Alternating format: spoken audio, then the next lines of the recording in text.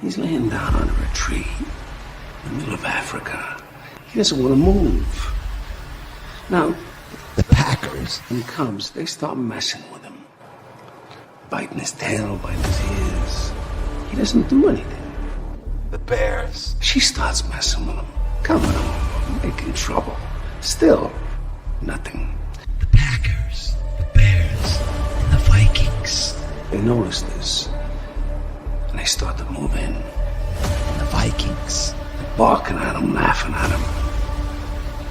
They nip his toes and eat the food that's in his domain. They do this, and they get closer and closer and bolder, till one day, that lion gets up and tears the shit out of everybody, runs like the wind, eats everything in his path. Because every once in a while, the lion has to show the Packers, the Bears, and the Viking who he is.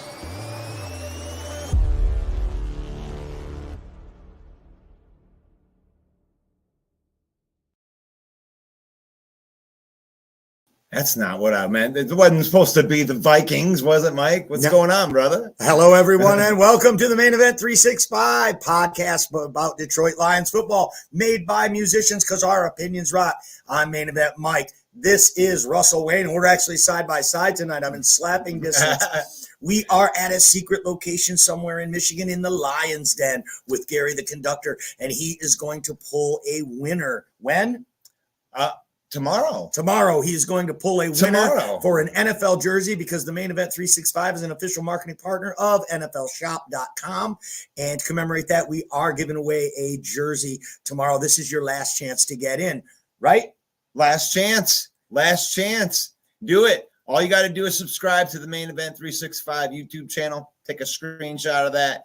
Throw it into our messenger. That's what's been working. Any way you want to get it to us, Harrier pigeon, smoke signal, put it in a comment. You can send it to an email, the main event 365 at gmail.com, or any way you want to get it to us. Get yourself in the contest because we are down to the wire. But right now we're talking about Detroit Lions coming off a win against the New York Jets, bring their record to 7-7. The Lions are 500 for the first time since cheese was invented. Right, 7-7 feels good, doesn't it? 7-7 feels really, really good. And gosh, I didn't think that we were going to be here when we start out 1-6. Did you really, really think that we were going to be here? I thought that we'd get to 7 wins. You know that I did predict that. But what does it say about us as Lions fans that we're happy with 7-7? Do you think Chiefs fans would be happy with 7-7? Well, no, I don't think Chiefs fans would be happy with 7-7, but Chiefs fans didn't start out 1-6. I guess so. But what does that say about us? But one thing it does say about us is we are extremely happy about this last victory, a complete win over the New York Jets, 20-17 on the road, third road victory of the season. What's your initial reactions, Russ, about this great win for the Lions? They're learning how to win the tough games. So the New York Jets are a fantastic defense. Actually, I think that they were, I heard somebody say something about a top 5 defense. Top 5 defense, for sure. So we knew that this was going to be hard. And it's like, I brought up something on the main stage about Joe Burrow going through a really bad struggle with a really, really good defense in the Tampa Bay Buccaneers. And no one really gives him a hard time because he's Joe Burrow, right? But when you play good defenses, sometimes not messing up is just as important as completing the big thing. Sure. Don't lose the game. Don't lose the game. And then when you get an opportunity to win the game, you capitalize on the opportunity. And I think that is what they did. Yeah. And I think that, we knew coming in that we had a great offense and they had a great defense. Something had to give. Well, guess what gave? The special teams, the third phase of a complete football team. And the Lions definitely won that. Great punt return touchdown by Khalif Raymond, the first of his career, which was the first score of the game. And I think the Jets had to play catch up from there. And I think that play was huge. It was exactly what this team needed. Something they hadn't gotten yet this year was a punt return touchdown. Right. And that really set the whole tone for the whole day, I think, in that. And the defense stepped up and held them. held them to 50 yards rushing. That includes their running quarterback, and their entire committee of running backs totaled 50 yards rushing. And when you can make a quarterback like Zach Wilson have to win the game, like you were just saying, right? Have to win the game.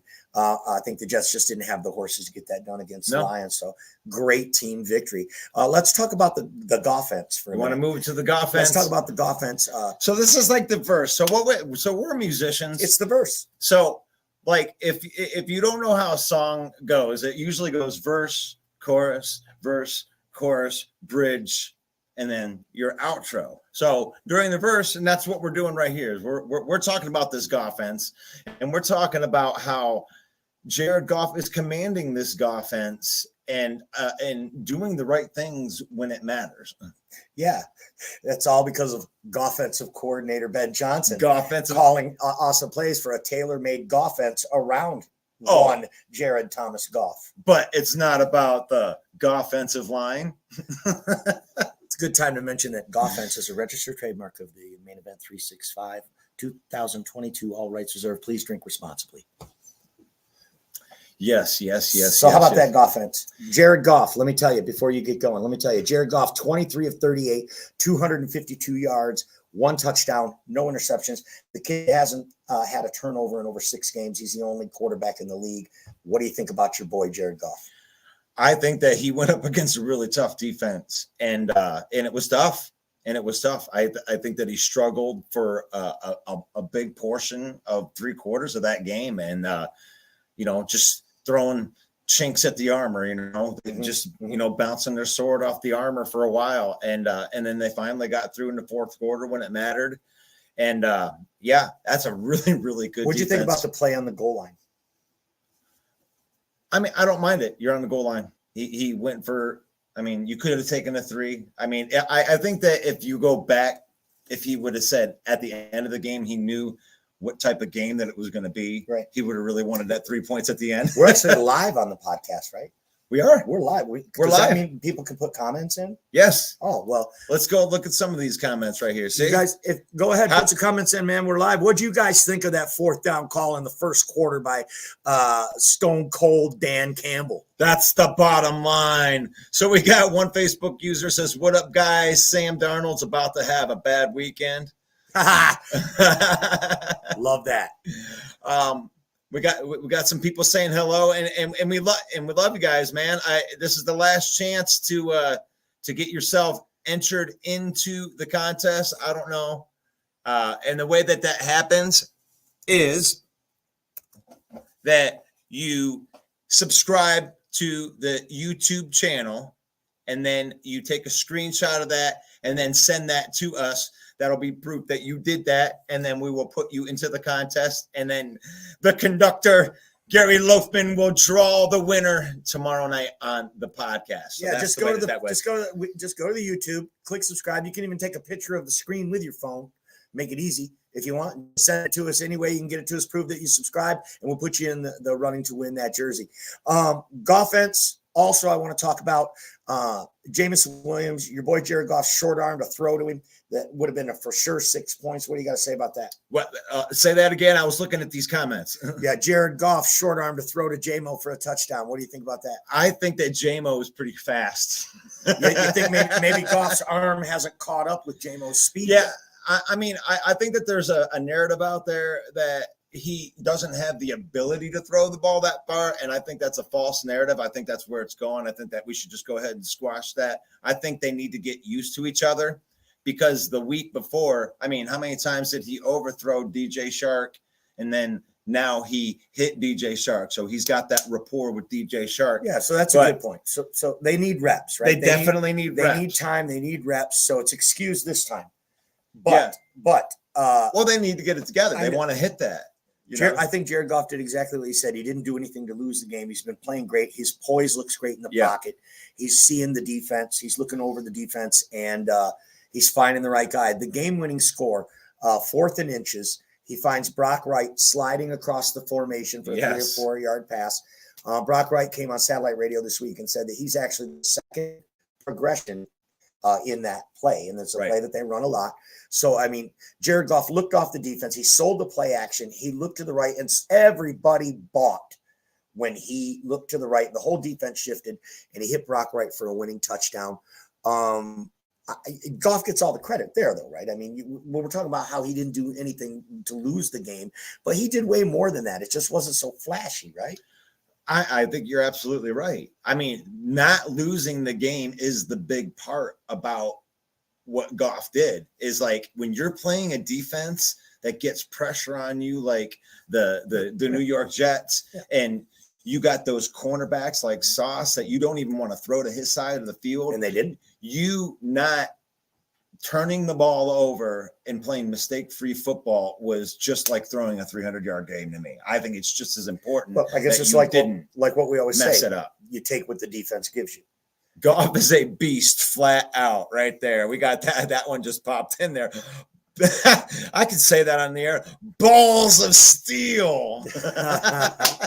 This is the first time we've ever done the show sitting right next to each other. I'm not sure. Is that weird? I'm not sure I like it. You're in slapping. I can slap you. You can slap me from here. You are a Buckeye and I'm a Wolverine. So oh my gosh, it could get physical here. I mean, so well, we're not talking about that. Just stay over there, okay? All right, because I'm afraid to criticize. This is my spot. I'm afraid to criticize Goff with you sitting so close to me. Oh, it's okay to criticize Goff. Right. Goff deserves criticism, guys. All right. There is criticism. He's not the perfect quarterback. I would never say that.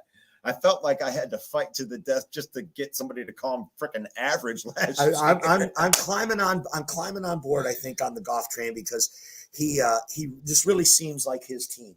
And I really could see the Lions in this form with a better defense really being a problem for teams and contending for a Super Bowl title, even with Jared Goff as the quarterback. With that being said, I still think we need to draft a quarterback this year, whether it be in the third round or later. But, yeah, well, let's throw that one. I mean, if you're out there listening, do you think that we should draft a quarterback this year or do you think we should extend Goff or both? Well, let's not even complicate it. Let's not even bring Goff into the equation. Let's operate under the assumption that Goff is coming back next year.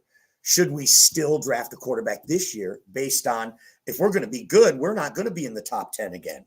Well, this might be our only chance to get a quarterback of the future.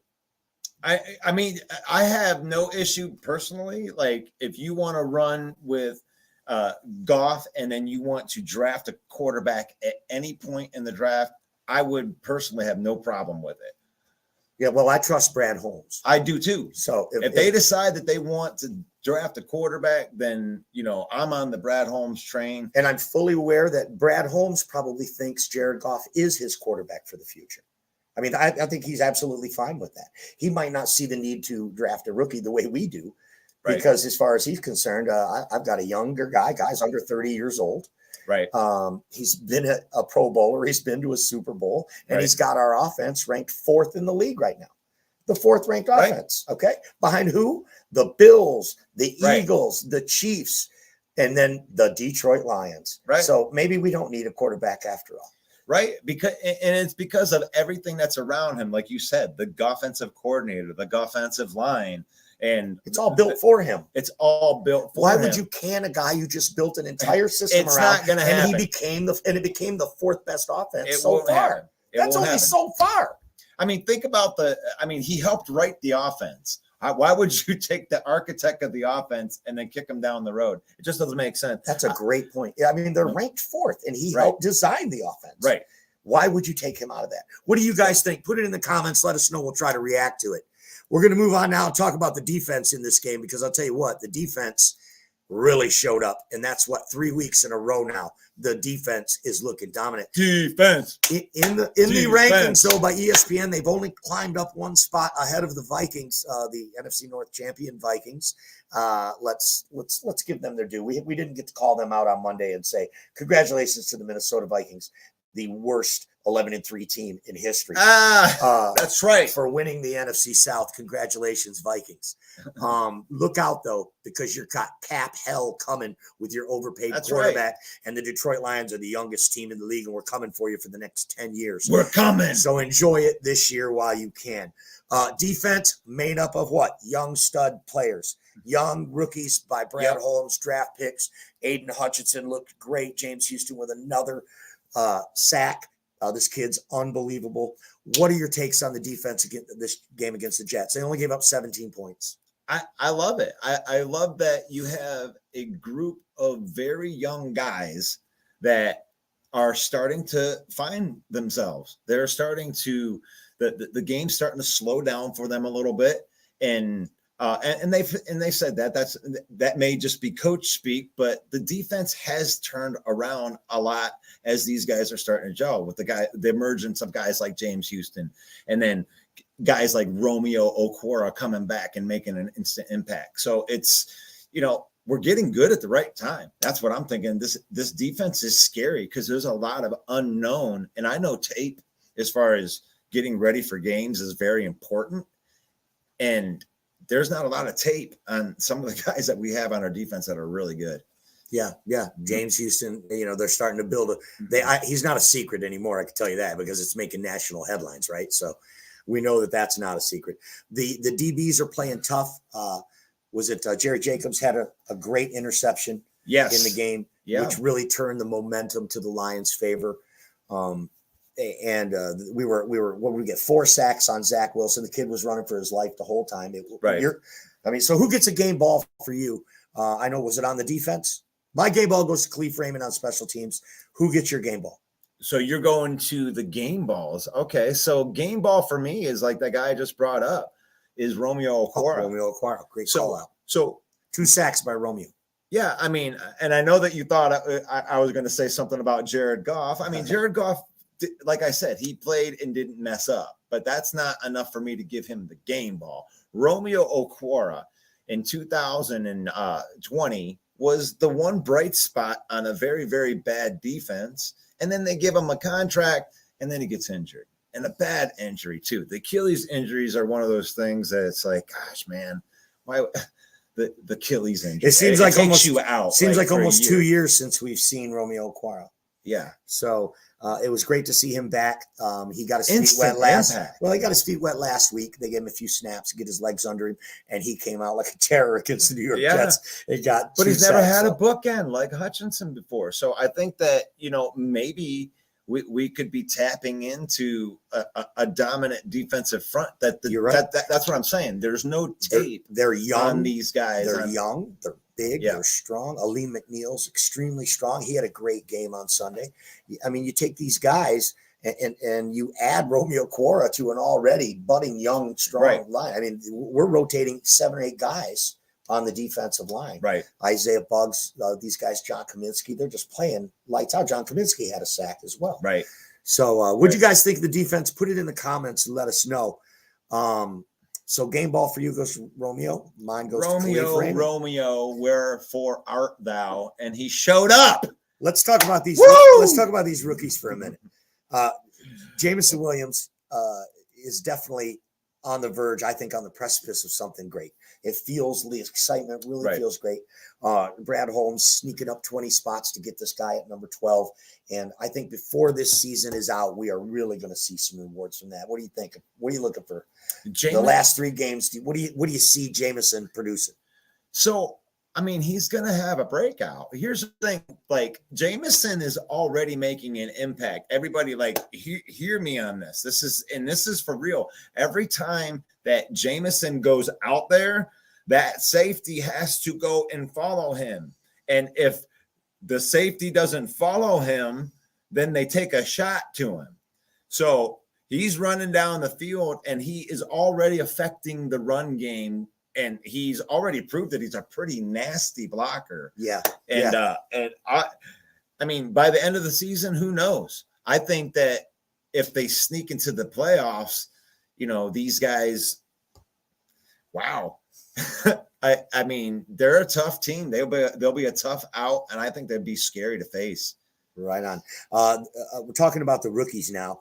Aiden Hutchinson, right, leads all rookies in the league in defensive sacks. rookie of the year, maybe you think? Well, I think it'd be hard to pry that away from Sauce Gardner, just because it's so crazy that he hasn't given up a touchdown since high school. Oh, okay. I mean, that's insane. Come on, where's my defensive rookie of the year for Aiden Hutchinson? I really was hoping Amon-Ra St. Brown Aiden. or somebody like that would end that streak against Sauce. And Sauce came out this week and said that he was disgruntled, that Detroit didn't even test him at all. We didn't even throw that way. So, hey, but they're smart. I mean, Sauce Gardner is a talent for sure.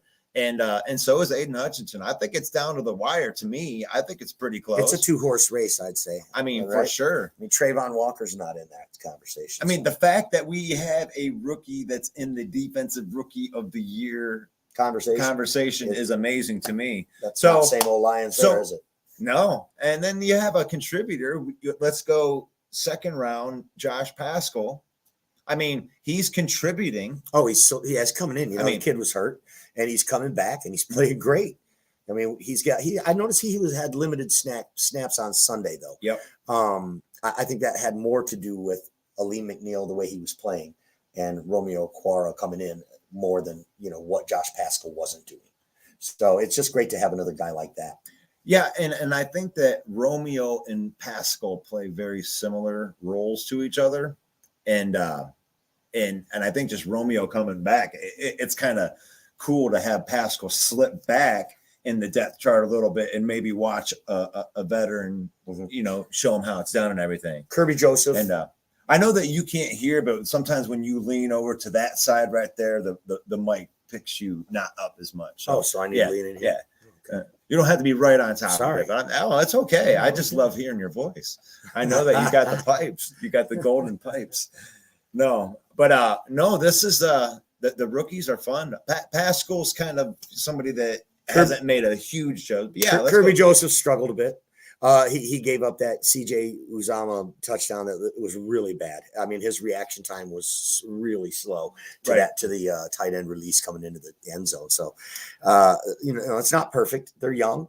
They're going to make some mistakes, but we trust Brad Holmes, and these rookies are showing out. They're the reason we're winning. Yeah, and then you look at the contributions from James Mitchell, and then the actual meaningful contributions from 2 6-round picks in Malcolm Rodriguez and James Houston. That's amazing. That's a testament to Brad Holmes that's doing a great job at scouting and finding talent. Right, and these are young core players. I think that's important, core players. What do we got in the comments, Russ? So let's go over here and check them out right here. Say right there we have the super healthy right now, the more depth, Yeah, and one Facebook user I see here says we need a good quality backup quarterback. Even if you're going to keep Goff, we need a good quality backup. So I don't know if they're responding to whether we should draft one or maybe we should find a free agent. From when we were talking about it earlier. But yeah, I mean, there's nothing wrong with getting a good quality backup. We're in a position right now where he has enough talent that when we go into this draft, I do believe that he can go after best available at a certain point after you get a couple cornerback pieces and maybe a high-end linebacker, interior lineman. But yeah, I mean, the problem needs that more playing time and he can be dominant. I'm sure that they're talking about Jamison Williams right there. Yeah, he needs touches, but here's the cool thing about that, and I want to address that right here, is that... No, he's talking about James Houston, not Jameson Williams. The problem was James Houston, and he's saying needs more playing time. Oh, the problem. Because right now... I'm sorry, I didn't see the That's right. Right now, they're just playing him as a third down pass rushing specialist, and I think this Facebook user saying they need to play him more, but I don't know about that because of his size, his build, and the success they're having with it right now. Using I mean, he's a third down specialist, and they brought him up. I mean, I love the story on that where you said that the offensive line went to the coach after week 9 and said, "Look, you got to bring this dude up because we can't block him," and that's like Penei Sewell, Decker and people like that saying we can't block this kid. I said we can't block this kid, so they bring him up. But we're not at practice, right? And none of our Facebook friends are at practice. we don't know what James Houston's like on first down. Maybe he's a liability on first down. Yeah. Maybe he's really bad against the run. And maybe that's why Deion Sanders moved him from linebacker to pass rusher. Right. And he washed out in Florida as a linebacker, came to Jackson State as a linebacker. Deion said, nope, if you want to play, you're going to rush the passer. And so far, that seems to be the right call in the NFL as well. Well, he's batting, at a pretty good rate, because if you're only coming in on third down and you've had 5 sacks in 4 games, you're living up to that name, the problem. Yeah. And really, if we get out to leads, that's how he's going to get more playing time. We got a great comment from Jeremy Ballwright. He says, I agree that the Lions need a quality backup. That is why I say one of the second-tier quarterbacks, 5th round or later. Wow. Okay, I like that. That's a great call out. And Jeremy, great post today in the Detroit Lions group. He had a great post today that had some spot-on analysis about the T.J. Hawkinson trade. Right. Brought up some great points. Yep. So thanks for that comment. And I agree with you 100%. We do need to get a quarterback, something in this draft behind center, so that we're not picking up the scraps, Nate Sudfeld, David Blau, T.J. Boyle, something that we can develop in the offense. Yeah. So, yeah. I mean, I have no problem with that. I mean, and I'm the biggest golf slappy that there is. They're super. I mean, they're super healthy right now. Did I already read that one? Yeah. Okay. Well, that hits the comments right there. Awesome. So awesome. If you have comment, go ahead and throw it in there. And this is the last chance to get into the jersey contest. So like I said, all you got to do is subscribe to the YouTube channel. Right on. So let's put a bow on it. Lions beat the New York Jets 20-17 at MetLife Stadium. They moved to 7-7, and now they're still on the road. The Carolina Panthers are up next. It's our segment we're calling Carolina in My Mind. Little James Taylor reference there. Oh, I'm going to put this one in there so you'll see it. You see that one? Carolina in my Carolina in my mind. All right. Are they in your mind? They are not really that much on my mind. I love what you said earlier this week. They dug up the corpse of Sam Darnold, and they're going to start Sam Darnold against this hungry defense. So they're not going to start Baker? No. It's not Baker no more. Detroit comes into Carolina to play the Panthers that have the 17th ranked defense in the league. So that's going to be a bit of a challenge. But they also have the 30th ranked offense in the league. So they've got a decent receiver in DJ Moore, Chuba Hubbard, a couple of nobodies back there running the ball. Last week, I think they had 50 yards or something running. It was pretty bad. So they average 211 yards per game given up on defense. Lions are the 4th ranked offense. So I think we should get a win here against this Carolina. What's your initial reaction as we look forward to the Carolina Panther game? So usually when the Lions go into a situation, we're talking about, oh my gosh, they got to be able to do this. They got to be able to do that. Well, it's in this situation, it's the opposite of that.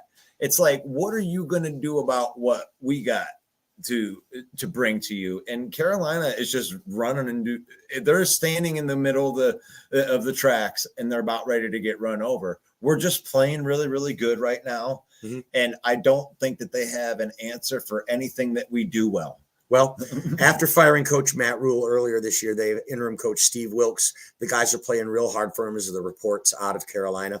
They did lose last week 24-16 to the Pittsburgh Steelers. And in that effort, the Steelers were able to hold the Panthers to only 21 yards rushing in the whole game. And that put it on Sam Darnold to win the game, and he could not. I believe we're going to see something similar to that. The Lions have been stingy against the run the last 3 weeks, giving up 50 yards and 22 yards, respectively, the 2 weeks in a row. They give 22 yards to Saquon Barkley. Right. We're stingy on the run. And they gave up 50 yards total to the Jets. And they gave up, 40 yards to Dalvin Cook, or not even 29 yards to Dalvin Cook. They've held some very, very good running backs in check. So I don't think the Carolina Panthers are going to be able to run on us. They're not going to be able to score enough points because our offense is rolling. They have Brian Burns. They have Derek Brown. They have J.C. Horn. They do. They have some studs on defense. The West Coast stat master, Greg Rice, he provided some extremely good analysis on that on the Monday Night Main stage about their front seven and how dangerous that they could pose a threat to us. And that's the thing, is like, it is any given Sunday in the NFL. So they could come in and play a good game, but I think that like they're going to have to play mistake-free football to beat us, because we're going to play mistake-free football because of that's the bottom line.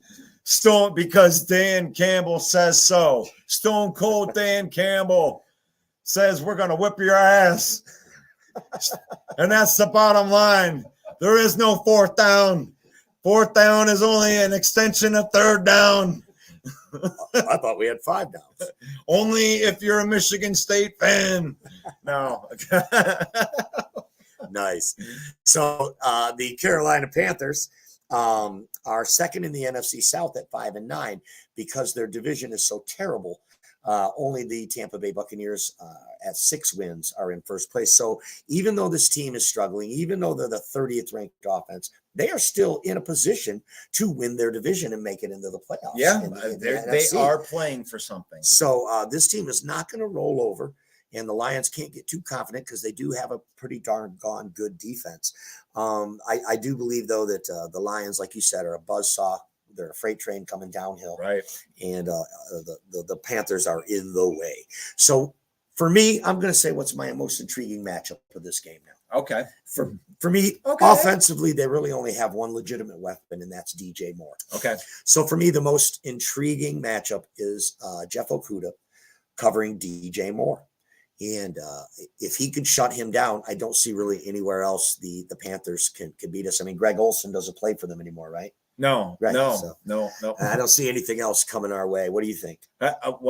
Short of Greg Olsen coming out of retirement and torching us, no, I think the most intriguing matchup is just where we dominate. Offensive line. It's like if our offensive line can contain this. I mean, that's what Greg posed as the biggest threat was their front seven being able to, get pressure in on Goff and create problems. I don't think that that's going to happen. I think our our offensive line is just going to just bully them and push them out of the way. We're going to have a great game running the football. So yeah, that's the most intriguing to me. Well, this defense reminds me of the New England Patriot defense. And if you remember Matthew Judon wreaking havoc on our all-world offensive line. I mean, we have a great offensive line, but it's not perfect. There are some holes there, and it can be exploited. And I'm worried about that also. I think that is a very intriguing matchup. Well, if they could keep Goff clean in the pocket, like you said on Monday, then I agree with you 100%. Yeah, and here's something to be noted, that when they played that New England defense that you're talking about, they did have holes on their offensive line that aren't there right now. True. We're a lot healthier now than we were then. We are healthy at the right time. And yeah, we're just a complete team. So I think that they have more questions to answer than we do. So there we go. Detroit is a 3-point favorite in this game. On the road. When was the last time the Lions were a road favorite, Michael? Right. Last week. Anyway, we were favored. I'm not. I mean, okay. It was last week, Russ.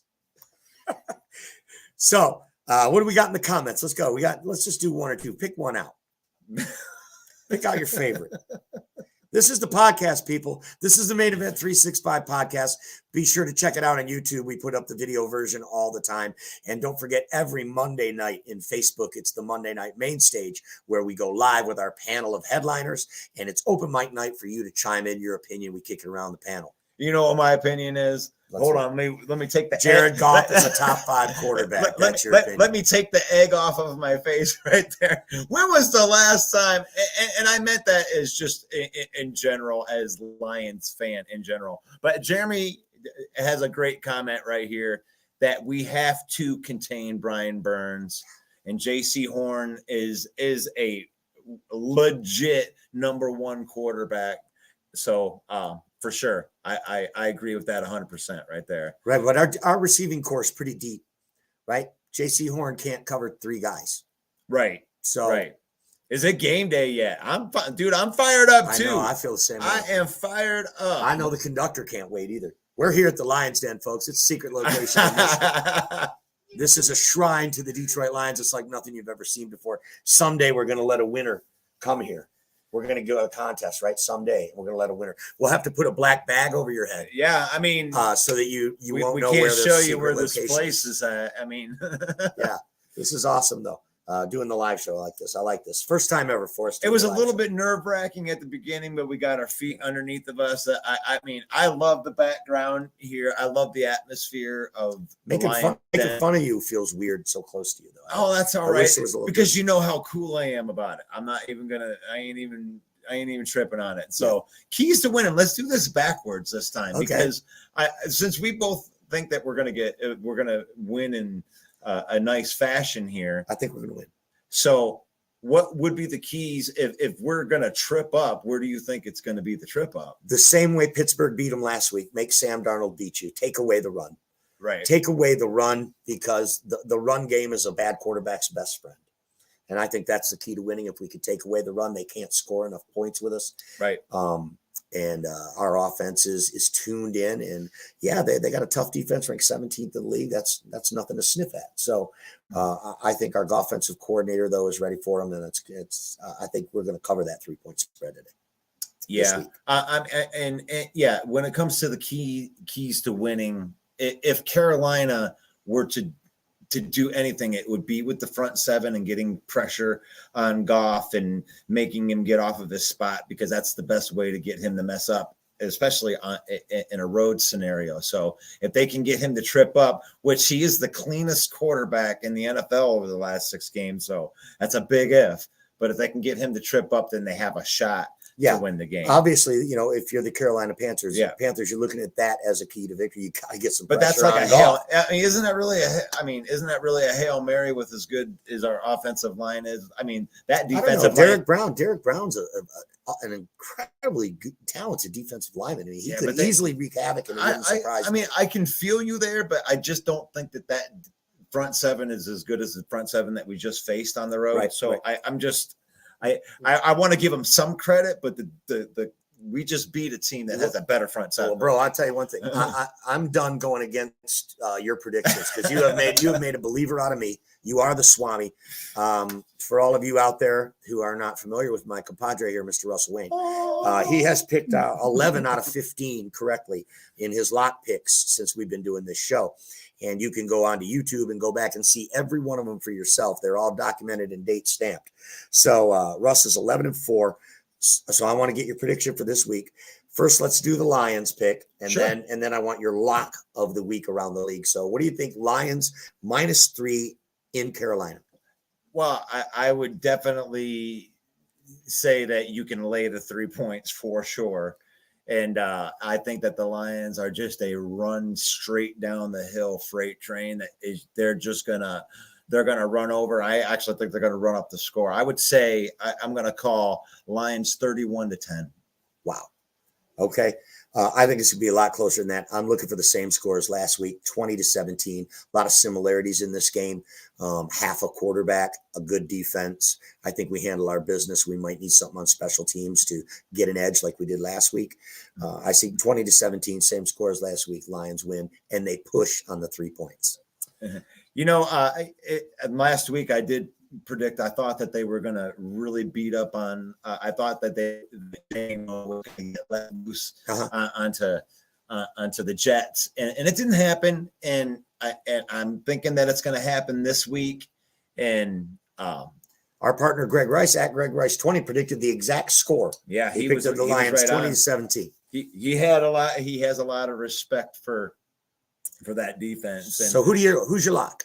I thought, before the show, I was teeter-tottering on this right here, but I am going to take the Seattle game right here. Okay. So we got Seattle versus the Kansas City Chiefs.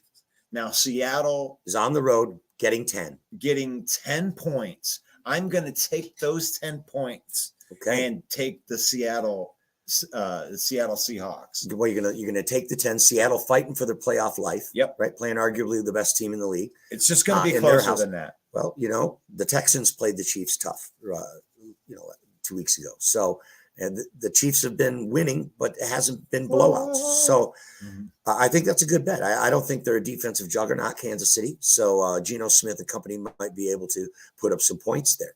But Seattle's defense is pretty weak, so Kansas City's going to score too. Well, we want Seattle. So in a shootout, I love having 10 points. So well, for our playoff hopes, I hope that I can get that score just down. They'll still lose the game, and I can still win my lock pick. So Russell Wayne is 11-4 on the year. He now takes Seattle plus 10. He could go to 12-4, folks. And I don't know if you know, but that is an unbelievable winning percentage when you are betting with the points. The greatest prognosticators in the world can only hit 56 to 60% is the best they can do. I guess it's kind of a big deal. Huh? Yeah, it's kind of a big deal. If you can sustain it, I mean, you've got to be able to sustain it for a couple of 3 years, maybe. Could be, and then it's legit. Is it just musicians' luck? It could be beginner's luck. It could be a fluke. Maybe I don't know anything.